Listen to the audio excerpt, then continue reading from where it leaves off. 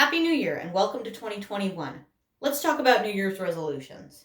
Here's a question. What were your New Year's resolutions at the beginning of last year? Do you even remember? For a lot of us, January 2020 feels like a lifetime ago, and I think it's safe to say that last year did not go as expected. So whether you can remember last year's resolutions or not, here's a different barometer to consider. Did you survive 2020? I would say it doesn't matter what your New Year's resolution was, you did great. Now that it's January again, you might be thinking about setting a New Year's resolution or goal for 2021.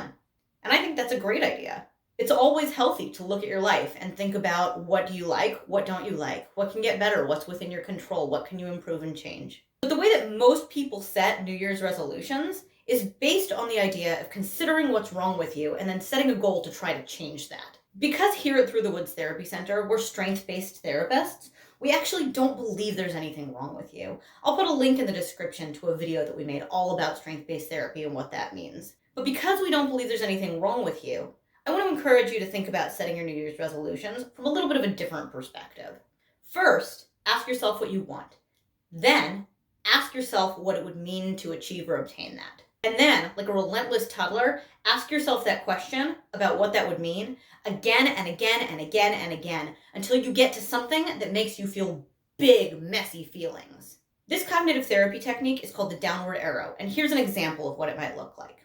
A common New Year's resolution that people make is about weight loss. Now, I happen to believe, as a body positive, health at every size therapist, that this is not a great goal. It's a goal that buys into the idea that you are defined by the size of your waist and by the number on the scale. And I really don't believe that those things are true. And that's a topic for another video. But because it's such a common goal, let's use that as the example. So let's start by asking you, what is it that you want? And a lot of people might say, I want to lose 20 pounds. Okay, what would it mean if you lost 20 pounds? It would mean that I'd look better. All right, what would it mean if you looked better? If I looked better, I'd get more positive attention. Great, what would it mean for you to get more positive attention? Well, then I'd be surrounded by people who admire me. Okay, sure. What would it mean if you were surrounded by people who admired you? Well, then I'd have a lot of friends and potential romantic interests. Wonderful. What would it mean if you had a lot of friends and potential romantic interests? Well, that would mean that I could stop feeling so lonely all the time. Oh.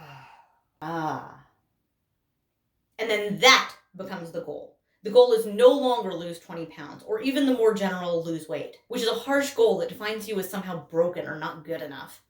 Instead, the goal is cultivate deeper and more meaningful connections. These kinds of New Year's resolutions are so much more powerful because they focus on your deeper goals and what you actually want out of your life, as opposed to what society tells you you're supposed to want. There's this idea in the world of therapy called the paradoxical theory of change. And what that means is you can only make meaningful change in your life if you start by accepting yourself as you are right now. For a lot of people, that's a hard pill to swallow, but you're a lot more likely to work hard for someone who you like and value than for someone who you think is a worthless piece of garbage. And so, if we take the paradoxical theory of change as a given, it's important to be kind to yourself, it's important to be self-compassionate, and it's important to start by setting goals that reflect that.